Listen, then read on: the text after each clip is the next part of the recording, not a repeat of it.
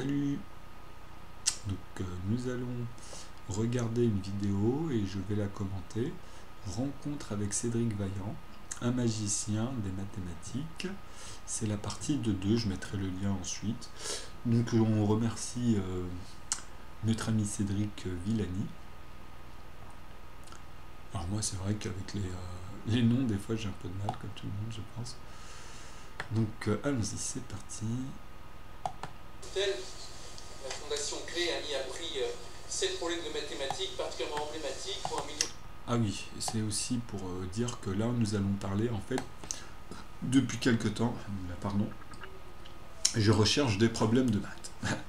Alors en fait, dans mon comportement, tellement j'ai envie parce que moi dans mon entourage je suis le seul, qui c'est un peu frustrant de se retrouver un peu seul à se comprendre en fait.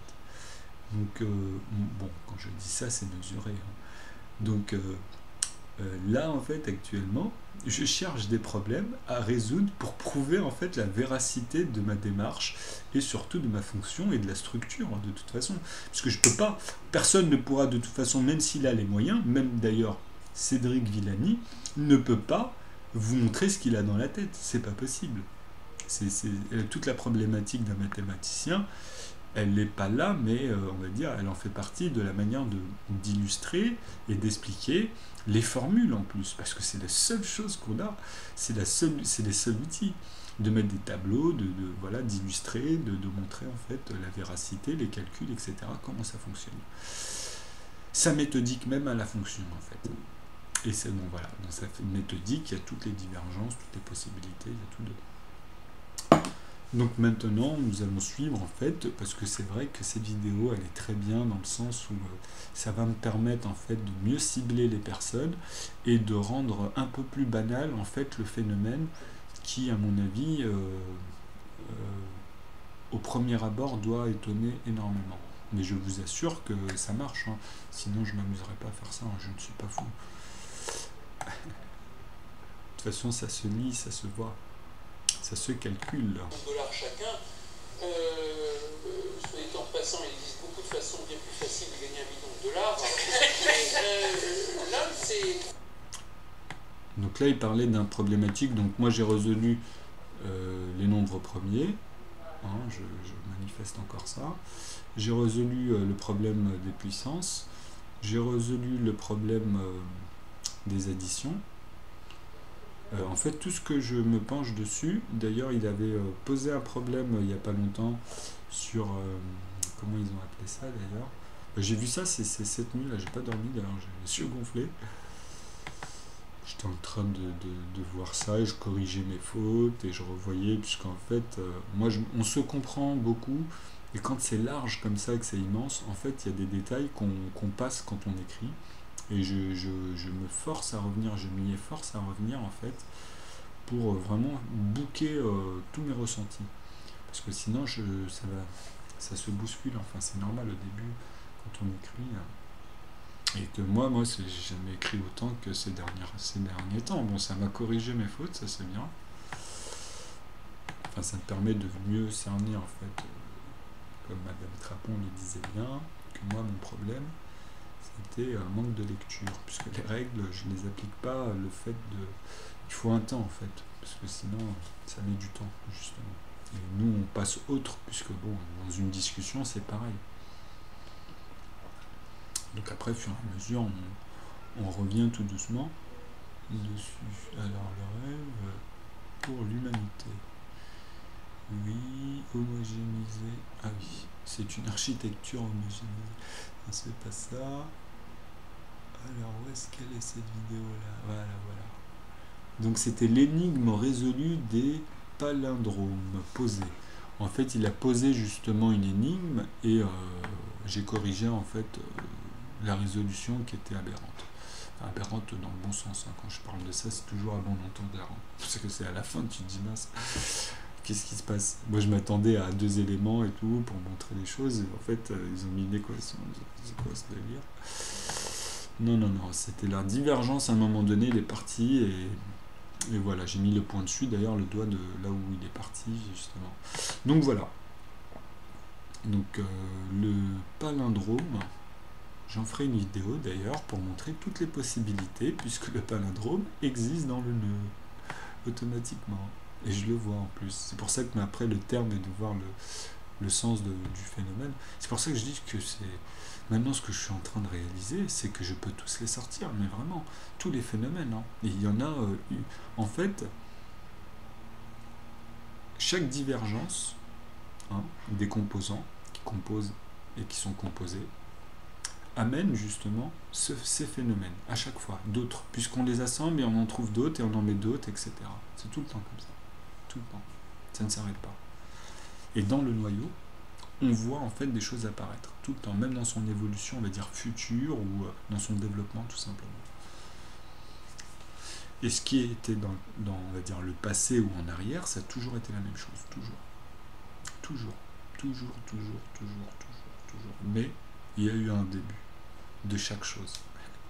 Donc pour situer là-dedans, il faut voir justement l'évolution de la structure. Parce qu'à chaque étape, elle prend des formes.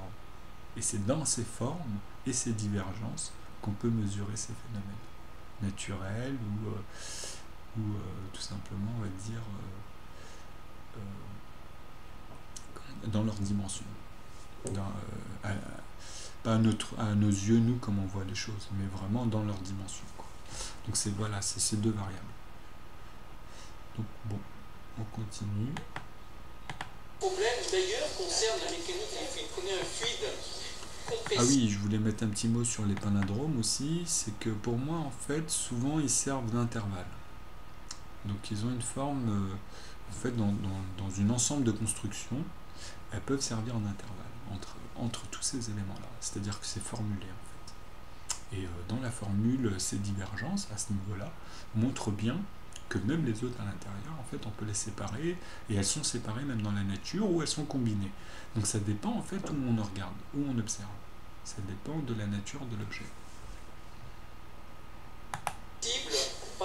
Incompressible, visqueux, on appelle ça l'équation de Navier-Stokes, incompressible, partant d'un profil de vitesse régulier, mettons je mets ça en mouvement comme ça, d'une manière qui est assez gentille. Est-ce que ça va rester régulier ou est-ce que quelque part une brisure va se produire, un choc, une vague, quelque chose qui peut apparaître simultanément, une bulle ou qui sait quoi. Ce genre de problème est non résolu. Alors là, je peux en toucher un mot sur ce phénomène. En fait, il faut imaginer, donc pour illustrer, on va dire, de l'eau ou n'importe quel... En fait, qu'est-ce qui est solide, qu'est-ce qui n'est pas. Donc c'est ça. Donc maintenant, ce qu'il faut comprendre dans le phénomène qui parle, il faut tout prendre en compte, encore une fois. Il faut tout encadrer. C'est-à-dire que on va le mettre dans un environnement à chaque fois divers. Et dans chaque environnement divers va donner divergences. C'est-à-dire qu'on ne pourra pas les mélanger. Que, justement, c'est ça qu'il faut comprendre, c'est que les divergences sont séparées, se combinent, ainsi de suite, jusqu'à l'ensemble des divergences. Mais tout cet ensemble, après, vous ne pouvez plus... ça sera toutes les mécaniques qu'on montrera, on ne pourra plus. Ça dira un ensemble. Et tout ça, par contre, à l'intérieur ou jusqu'au bout, pas dans sa bordure, mais dans son extension, dans son évolution. Donc à chaque fois, à chaque fois, vous devez rajouter une case. Et cette case, à un moment donné, quand vous sortez en fait des entiers et que vous arrivez dans la zone, comme j'ai expliqué, du nœud, pour arriver du 0 au 1, c'est coupé en 10 parties. Et en fait, ces 10 parties, dont justement le 0, donc les 9 routes, sont la puissance 2. C'est-à-dire, pardon, pas la puissance 2. Si, sont la puissance... En fait, c'est même pas la puissance 2, là on parle en fait, c'est même plus la puissance 2, c'est pour ça que c'est comme je disais, c'est que là on parle même plus en puissance, parce que les puissances c'est à l'intérieur de ce phénomène. Là on parle en fait de niveau, c'est-à-dire que c'est la même intensité. Le paquet de chiffres qui va arriver en fait, qui évolue tout le temps, vous voyez, donc c'est le même principe, c'est-à-dire que ce qui va étendre et ce qui va se détendre à côté, donc juste dans le 1, on va dire, enfin dans le 0,1 donc, parce que entre 0, dans le nœud là, tout en haut, dans le 0 et le 1, eh ben en fait, il y a, comme j'ai dit, 10. Donc les 9 après le 1, donc 0,1, c'est 2 fois tout l'ensemble. C'est-à-dire qu'à l'intérieur de ces 2 fois, il y a une jonction, justement, c'est ce trait que je mets. Et cette jonction est la jonction démesurée aussi entre les autres, entre les deux que je viens de dénoncer juste avant. Donc entre le 0 et le 0,1. Vous voyez, vous avez le 0, le 0,1 et cette ligne que je dénonce là, qui est une barre en fait où je peux dire ce qui se passe à l'intérieur, et dans les deux barres, etc. et repartir comme ça dans les moitiés, ainsi de suite, jusqu'à chaque niveau, puisque c'est comme ça que ça se calcule après. C'est pour ça que j'ai dit à partir de là, même dans les notions de l'évolution des noyaux et du noyau, on ne peut plus, il y a des termes qui n'existent plus, mais qui amènent en fait à faciliter justement le travail. C'est ça qui est incroyable, c'est-à-dire que en fait, on peut dire que tout ça c'est un ensemble, et cet ensemble, en fait, elle évolue. Mais pour aller dans son extrémité, nous, ce n'est plus viable au niveau de la matière, parce que la vitesse est démesurée, juste simplement, puisque c'est un mouvement. Je suis en train de montrer que c'est un mouvement. Vous voyez ? Et eux, ils essaient d'associer en fait le zéro, en fait, ce que j'ai mis tout en bas par rapport à ce mouvement. C'est pour ça que j'ai expliqué que là, ils vont amener à des trous de verre, ils vont amener à encore des formes et des formules. Bon, c'est bien de donner des noms déjà à la base, mais c'est le sens des fois qui sont un peu gênants. Il y a des éléments oui, des éléments non, et bon, après, c'est là aussi où on voit les choses. Mais moi, tous ces trucs-là, les trous de verre, pour moi, c'est niet. C'est métaphore, enfin, c'est même pas ésotérique, c'est même pas encore construit, c'est, on va dire, c'est élaboratif, quoi. On essaie de voir. Si on pose comme ça des éléments et on voit ça, il n'y a pas de souci. Hein. Mais on peut pas dire que c'est ça. Maintenant, on le dit dans le concept parce qu'on se met dans ce concept, mais voilà, ça reste là. Ça ne va pas plus loin. Mais tout ça, moi, je vais vous le quantifier. Je vous assure que déjà j'ai commencé et j'ai déjà quantifié. Quand je le dis, quand je dis que je quantifie, mais en fait c'est déjà fait. J'ai donné déjà comment avoir les bases pour justement créer la structure, la développer dans ces zones, en fait. Vous voyez ? Et d'ailleurs, ce qui va être beau, mais ça, moi, je le réserve au fur et à mesure, parce que bon, moi, je me piège, justement, mon but aussi, c'est de partager sur Internet le fait de dire, en attendant de breveter, au moins moi je suis protégé depuis un an, puisque, enfin même dans l'idée, de toute façon ça n'existe pas, ce que j'ai montré là actuellement, vous le verrez pas vous le verrez qu'en formule, vous le verrez pas chiffré. Vous voyez, elle est là la grosse différence, c'est-à-dire que moi maintenant, je suis en train de leur montrer que moi c'est fini. Il n'y a plus de on est par là, mais c'est pas fini, on arrive à cette formule, elle nous permet de faire ça. Vous comprenez ? Donc d'autres calculs qui vont apparaître aussi, mais c'est limité, c'est ça, même si c'est énorme. Là, vous avez tous les calculs, vous comprenez ? Vous avez à chaque case, dans chaque domaine, tous les éléments à l'infini. Voilà, et à chaque fois, on peut rentrer et voir à l'intérieur ce qui se passe. Donc je continue. Il y en a comme ça un paquet, et puis c'est une loi de la science que plus vous résolvez de problèmes, plus il y en a qui sont non résolus. Et d'autres qui peuvent tenir particulièrement à cœur, c'est le problème des changements d'état non résolus. Pourquoi est-ce qu'un solide devient gazeux quand on le chauffe ? Personne ne sait résoudre ça. Il y a une théorie là-dessus, on peut dire d'un point de vue physique en faisant des expériences, d'un point de vue chimique en analysant la quantité d'énergie, d'échange et qui sait quoi, mais du point de vue mathématique, ça reste non compris. C'est le genre d'objectif qu'on peut avoir quand on est mathématicien.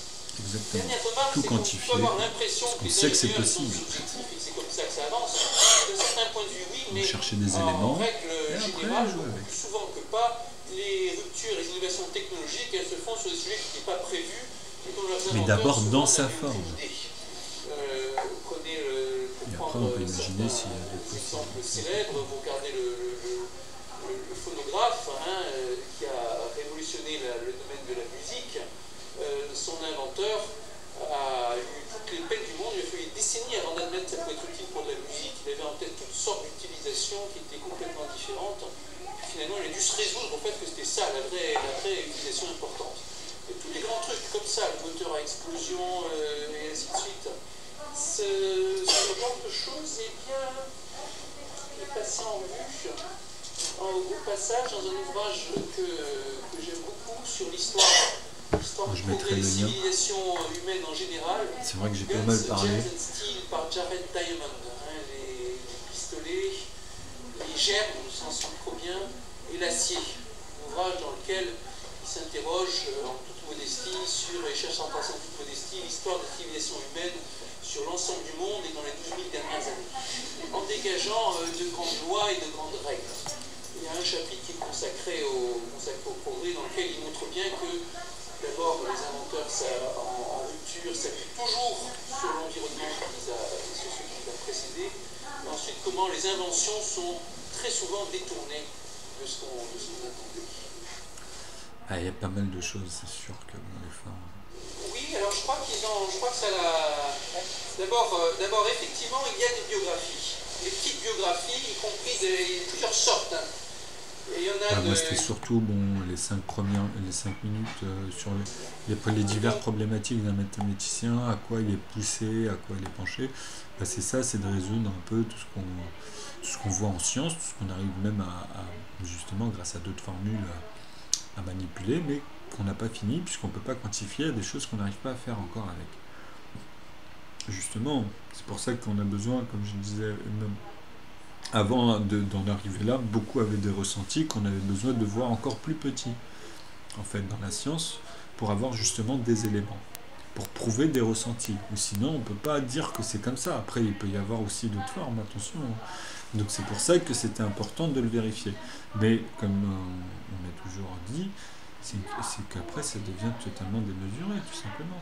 C'est qu'après on rentre dans des normes qui changent, mais qui reprennent la même forme. C'est ça qui est ouf. Ce qui est fou, c'est que même si on met un 0, virgule, ou n'importe quel chiffre, virgule, ça ne change pas le principe à droite et à gauche, avant ou après la virgule. Parce que pour déplacer la virgule, vous savez que si par exemple vous avez un entier indéfini qui soit énorme en chiffres ou pas, après la virgule, il suffit qu'il y a juste l'unité, un 1. Si vous multipliez par 10, tout simplement, vous allez la déplacer, la virgule. Donc ce chiffre qui était après la virgule va devenir un entier. Vous comprenez? Donc à partir de là, vous pouvez faire la même chose avec ou sans la virgule. Je veux dire, c'est les dizaines, centaines, vous décalez. Vous pouvez même faire le travail à l'inverse, déplacer la virgule de droite à gauche, vous voyez. Donc voilà, c'est tout con, mais ce qu'il faut comprendre, c'est moi là où j'essaie d'emmener, c'est dans sa structure, c'est comment les nombres sont combinés dès le début et comment ils sont tous homogénéisés.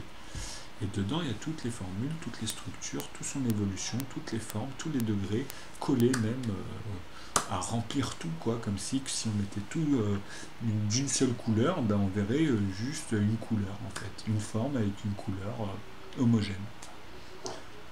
Pas de taches, pas de croûte à l'intérieur, parce que justement, tous les gruyères ou tout ce qu'il y a entre les entiers qu'elles forment, en fait, sont des zéros, en gros, on va dire, sont dans la formule et dans leur forme, des divergences.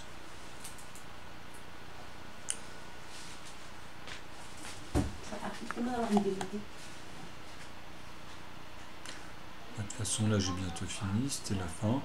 Donc voilà, là il parlait un peu des diverses problématiques sur calculer, en fait, donner des nombres au phénomène d'évaporation, toutes ces choses-là, structurer, montrer comment ça se passe entre les deux, etc. dans toutes les étapes. Les quantités x, y, en fait, enfin là je parle de x, mais c'est le nombre de quantités en vrai. C'est voilà, toutes les possibilités, encore une fois, cadrées, et justement par rapport à ça, de voir toutes les divergences.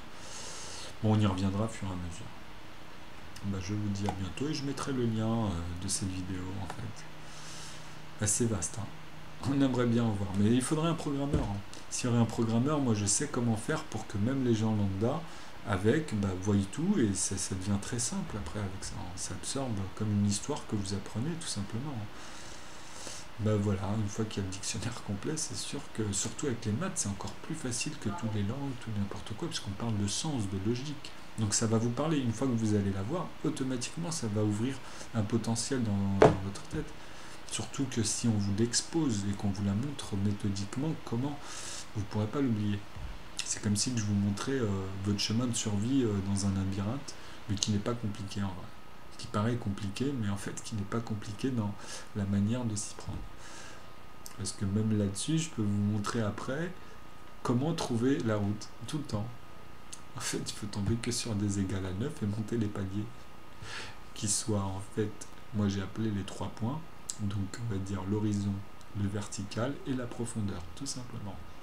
Donc celle-ci sous toutes ses formes. Et après suivre justement quand elle grandit ou quand elle rapetissit. Donc les chemins sont là, tout simplement.